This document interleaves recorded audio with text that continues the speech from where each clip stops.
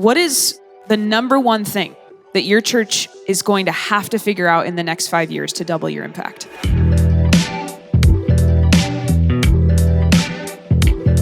Well, hey everyone, welcome to the Intentional Churches podcast. We are here to give you practical wisdom and insight into leading your church and into radically aligning your teams and your people back to the Great Commission.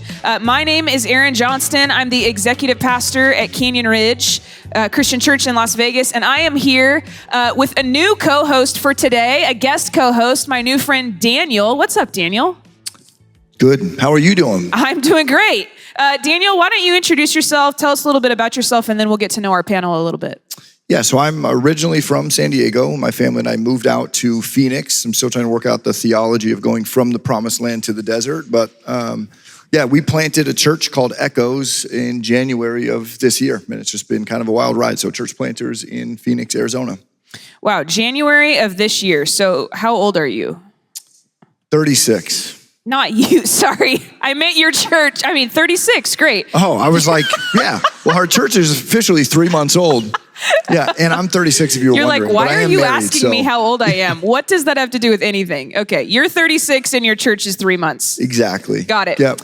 Well, we are here live at the Intentional Churches Conference, which has been awesome so far. And we've got a group of panelists with us. And so we're just going to go down the line. Why don't you introduce yourself, tell us who you are, where you come from, and we'll go from there.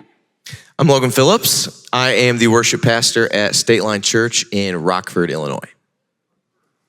I'm Katie Blemker. I'm the executive minister at Terrace Church of Christ in Zanesville, Ohio.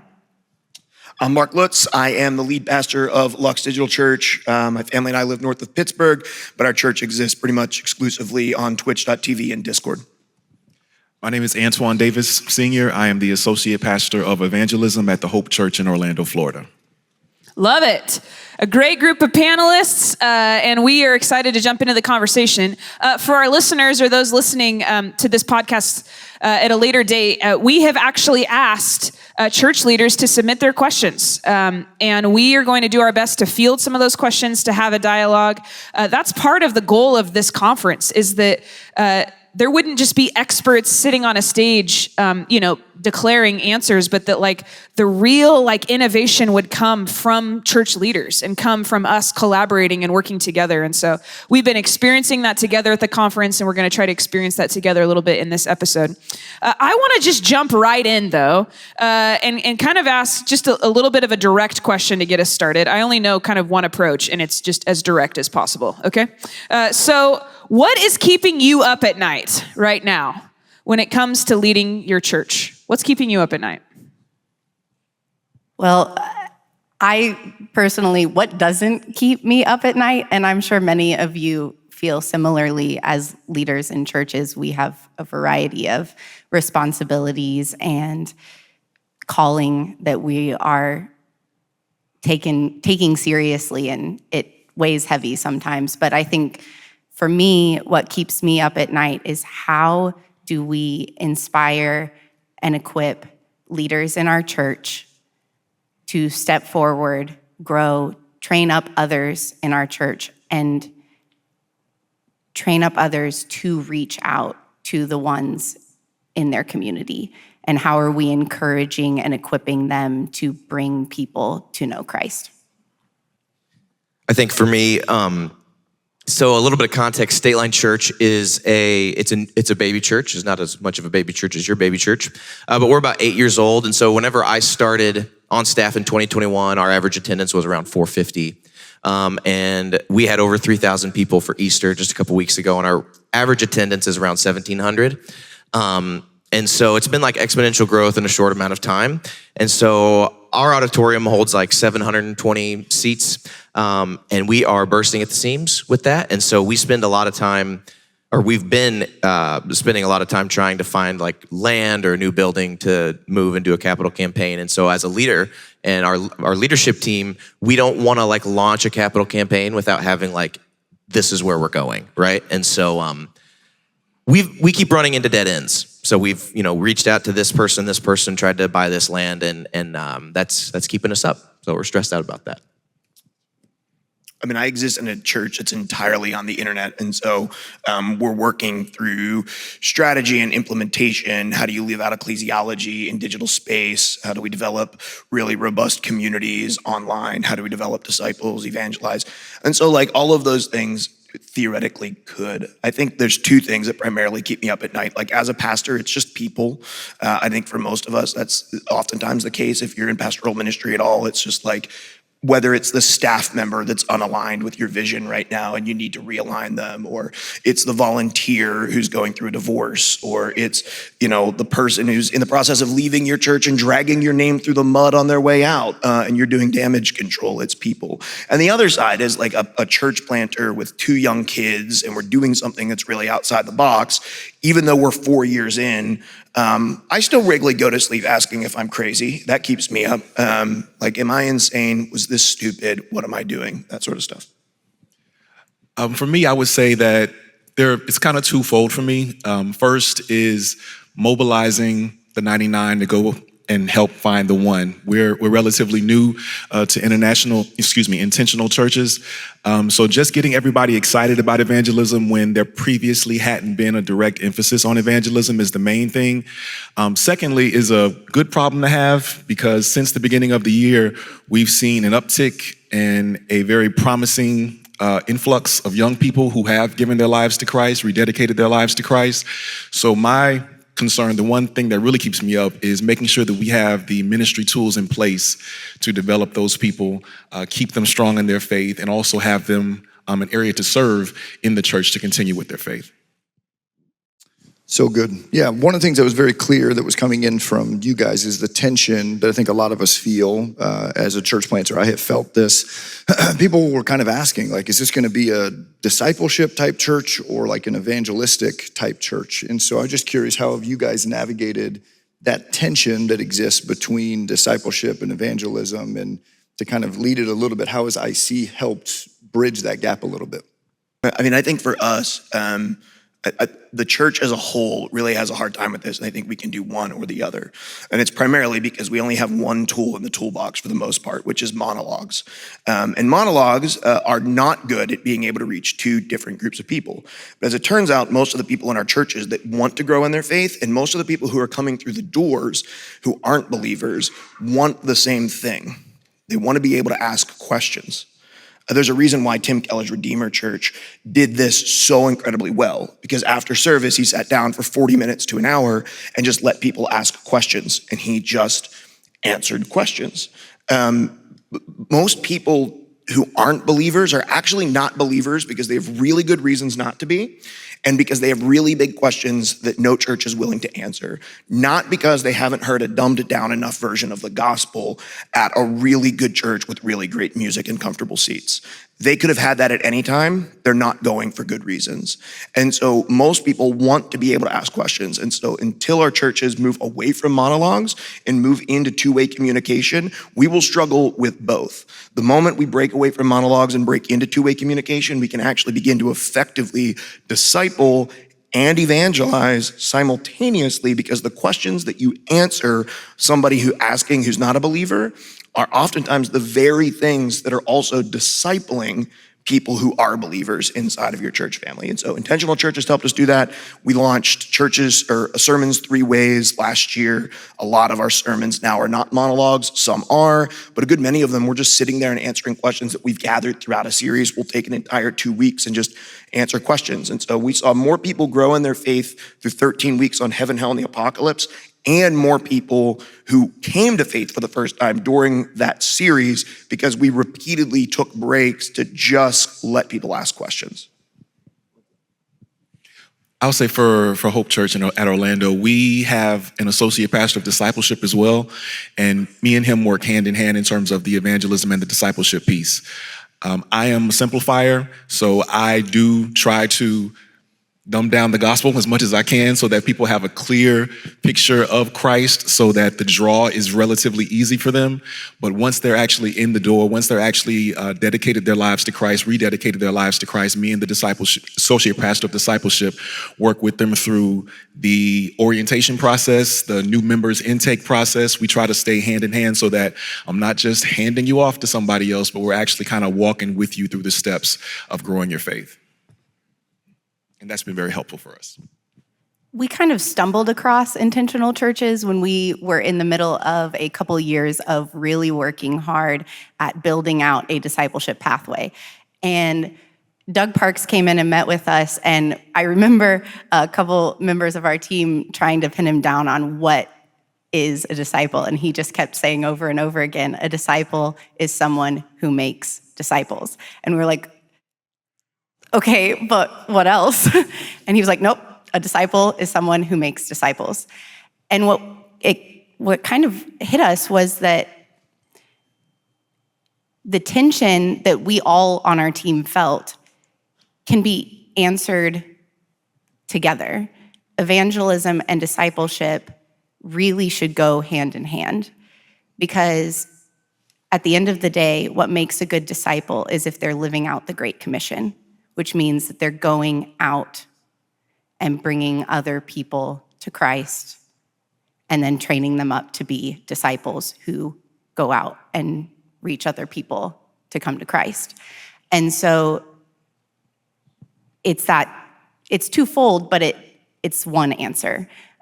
If you are training up your disciples to live out the Great Commission, then they are going out and reaching others for Christ, and they are the hands and feet of Christ and the evangelism piece and arm of your church. So that was sort of an aha moment for us as we were, getting into IC. I'm a silver bullet thinker. Like, I'm always looking for what's like the quickest, easiest way to get there.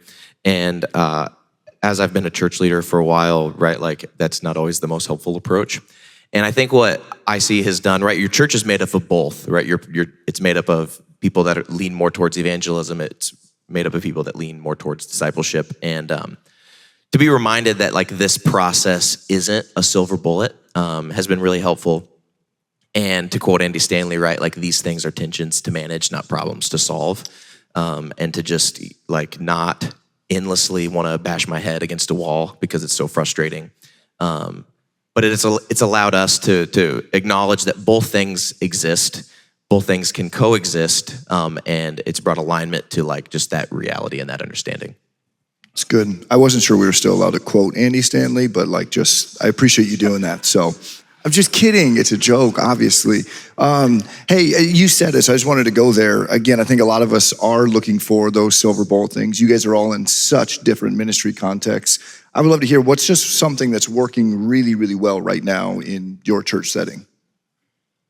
One of the things that I think Stateline does really well is a lot of people that come in, whether they be new or like new again Christians, is they say that our church is super welcoming, and like one of our main values is called home here. And so we put a lot of time and energy into making sure that like from the time someone like sees our sign driving down Perryville Road to walking in the door, like they feel really, really welcomed. And our first impressions team is incredible. Like our connections pastor does an awesome job. But aside from like the spiritual side of it, which is a thing in and of itself, like what we do exceptionally well is we welcome people and help them feel at home. The welcoming part is big for us. I would say no one who comes into the Hope Church of Orlando feels like a stranger. They immediately feel like family. I mean, I have a story where somebody who had been at our church and had been coming regularly for 6 to 9 months hadn't joined yet, but he felt so comfortable, he felt like he was already a member. And we had an event for the Super Bowl, SOUPER. We were collecting soup for a local food mission. And at the tailgate for that Super Bowl, he finally joined the church because he felt so welcomed. He was like, oh yeah, I haven't joined. He hadn't even realized that he hadn't took that step to actually giving his service, so to speak, to the church. So I would say the welcoming piece is a big thing for us. Do that very well, but as I mentioned as well, the other other thing that I would say keeps me up is making sure that we have everything in place so everybody can continue to grow in their faith there. But welcoming is a big check mark for hope. If I think about our flywheel, if there's like an area that we're like most dominantly in green and consistently, we have a really unapologetic focus on our one. And so that's everything from the microphones we use, the camera angles we use, the stuff in our backdrops, the lenses that we use, the language that I use when I teach, the culture that we develop, the games that we play. Everything is built around, for us, our one is Shadow Slayer 329. And so Shadow Slayer is his screen name. He's a 27-year-old gamer. He's not married. He's working a dead-end job. He's coming home, hanging out on Discord every night until he finally crashes. He stays up way too late so he doesn't have to think. He was religious at a time, but he left around 12 years old when he found the church to be full of hypocrites. And so 329 is his Enneagram triad. And so like everything that we do sort of gears around how do we help Shadow Slayer feel like he's participating in something significant? How do we help Shadow Slayer, because he's de-churched, feel like this is familiar enough to know that they're not mocking the church and it's not a cult, but it's different enough that I feel comfortable stepping back into it? And how do we go about language that actually helps Shadow Slayer feel like these are my people and they do understand me? But that starts with the Halo stuff in the backdrop. That starts with the board games in the backdrop. That starts with the SM7B that I'm preaching on. It starts with how close I am to the camera. It starts with how frequently I engage with the chat. All of those things say, Shadow Slayer, I'm part of your culture. I know who you are. I am you. I understand you, and you're safe inside of the space.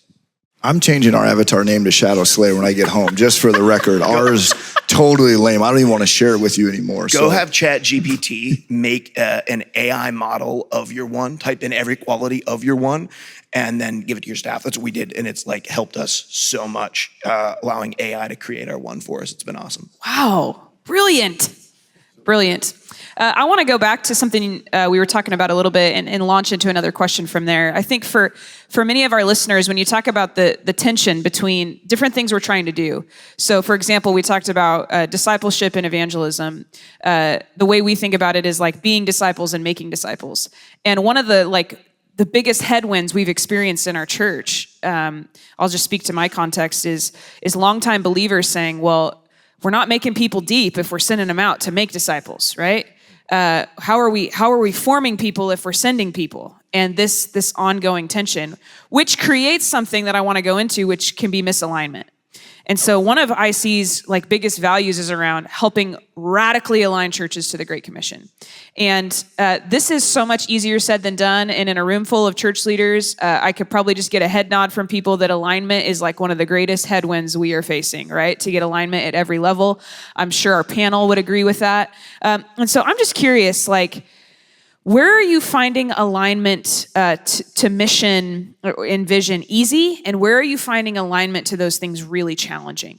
And so let's just hone in on alignment for just a minute here. You can decide if you want to answer what's easy or what's challenging first.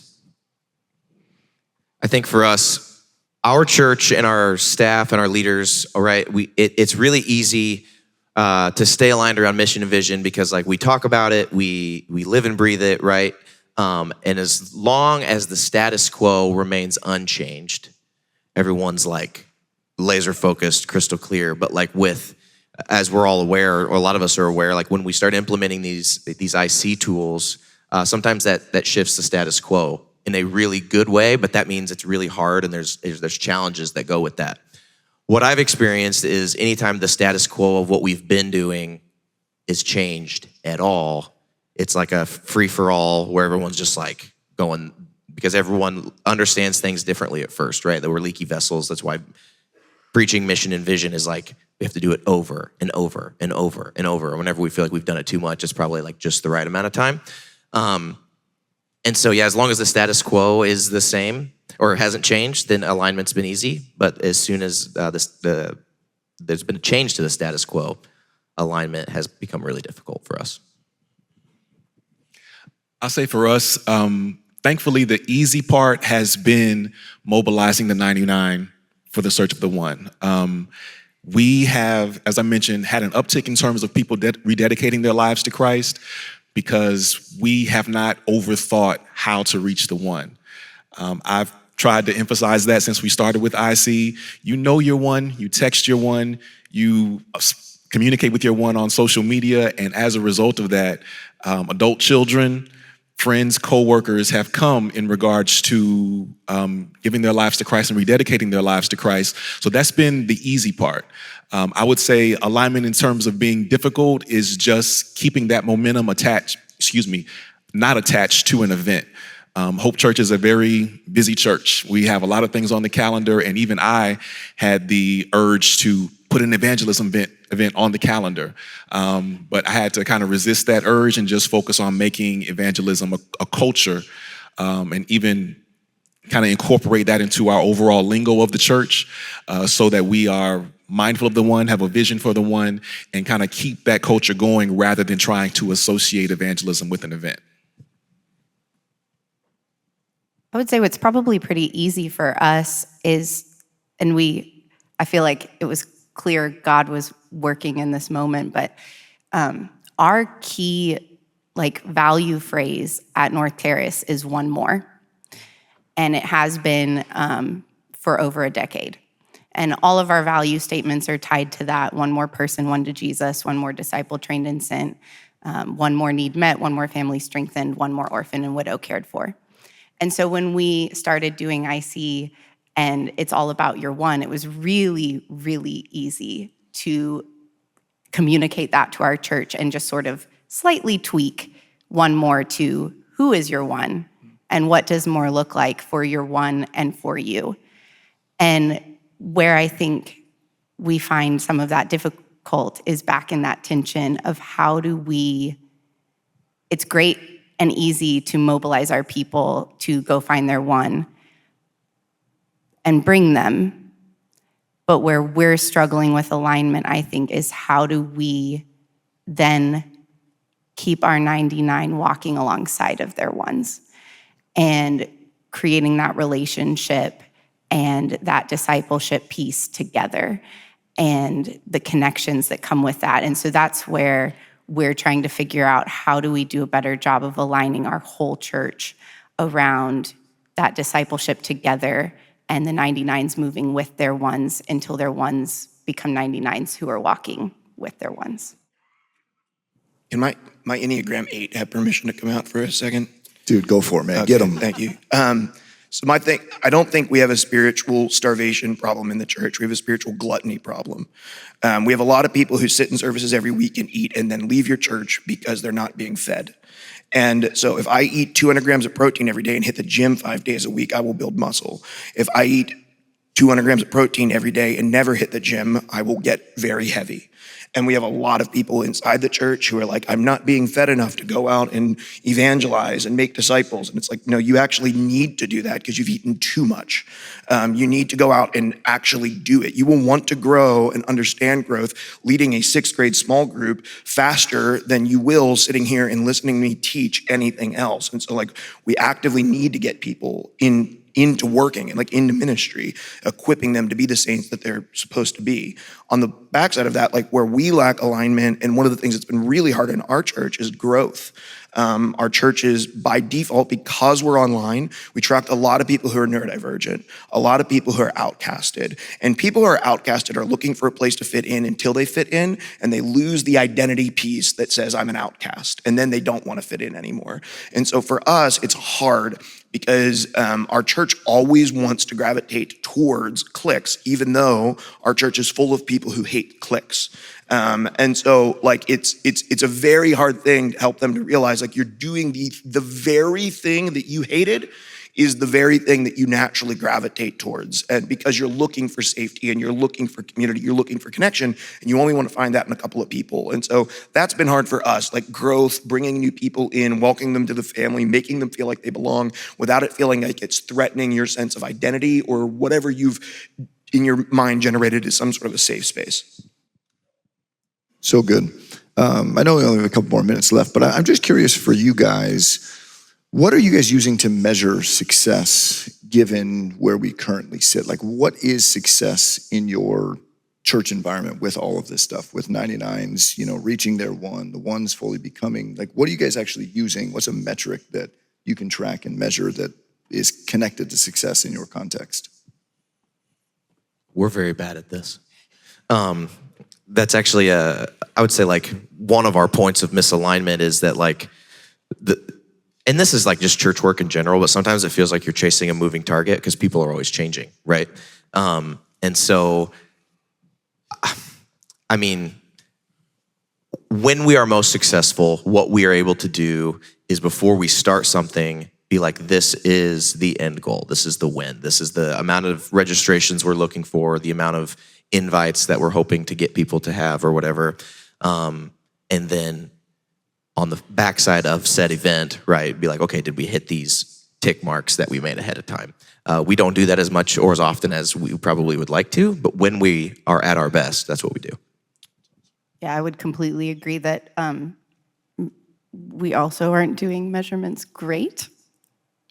But something that we're really trying to do better is whenever we plan a big Sunday or an event, what is the next step that we want people to take?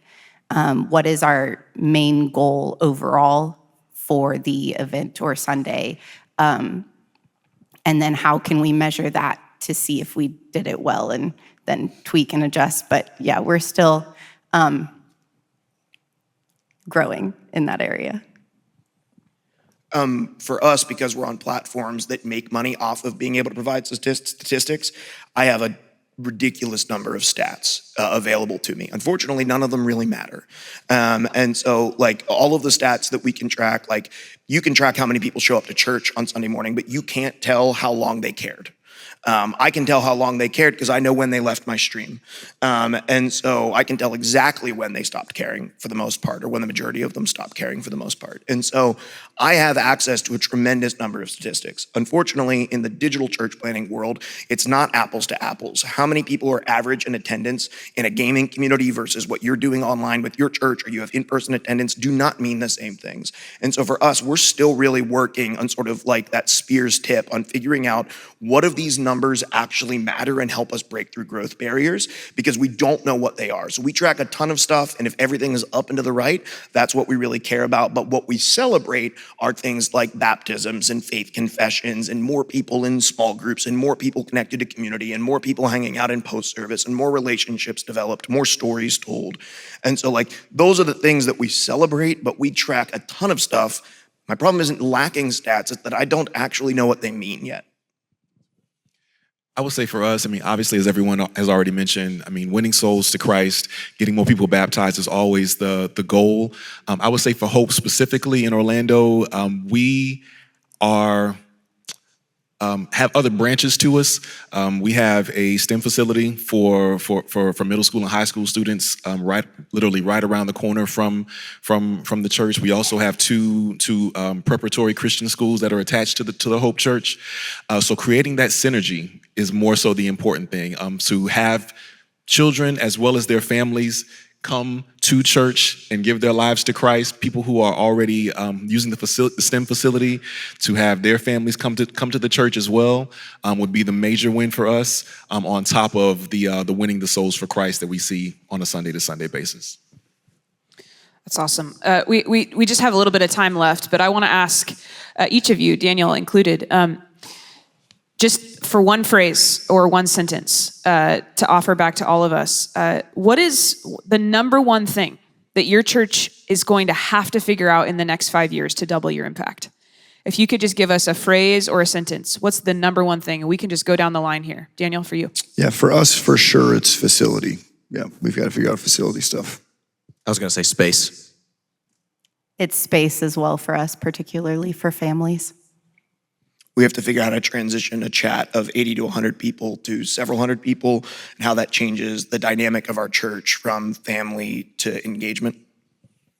And I'll go back to synergy, just making sure that the church aligns with the STEM facility, with the schools, so that everything works together for the edification of the kingdom. I hope to our listeners that you're hearing that, well, one of the things about being a church leader is like, we don't have this figured out. We all have things that we're good at, areas where our churches are thriving and growing and finding success. And yet just the amount of times, even in a conversation like this with a handful of church leaders, that people are saying, yeah, me too. We don't have that figured out. We're not quite sure how to track that or measure that. And so just for our listeners to just be reminded that we're not alone in this work. And like I said earlier, like the real innovation is going to come from us, like pooling our resources and working together to find a way forward for the sake of the church. And so thanks so much for listening to the Intentional Churches podcast. I wish we could have 3 more hours to dive more deeply into all the things we talked about today.